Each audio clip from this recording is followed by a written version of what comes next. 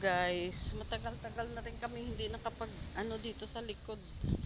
Ito, anuhan natin yung papaya para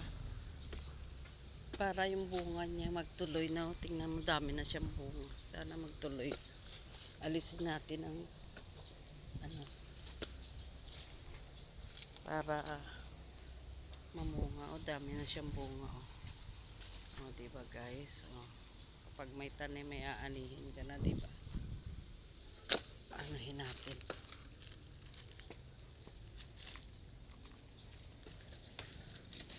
Kasi para siya magtuloy-tuloy na ang bunga.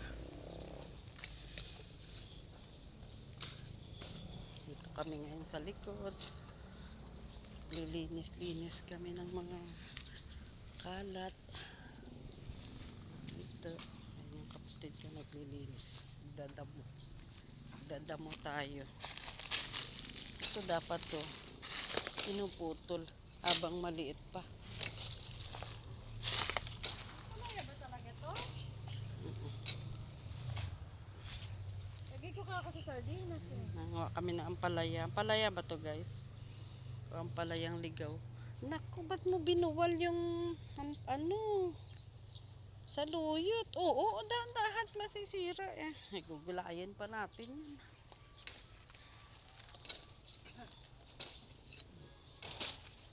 Tagal-tagal na hindi tayo nakapag ano dito, paghawan-hawan sa likod kapaligiran para hindi tayo ahasin.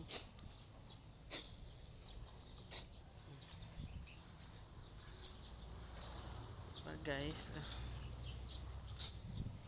darating na naman ang container, kaya kailangan maglinis-linis na naman uli dito. Paglalagyan ng ano, mga bagong dating ang likod, lalagyan ng mga backhoe, bike, and tractor. Yan, ayun yung kapatid ko naglilinis siya.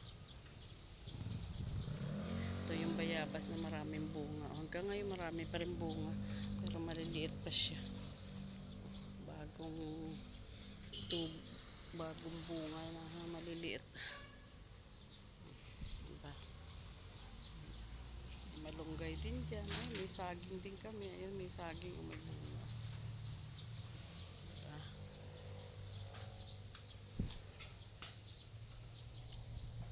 Thank you for watching. Hinday mo lang.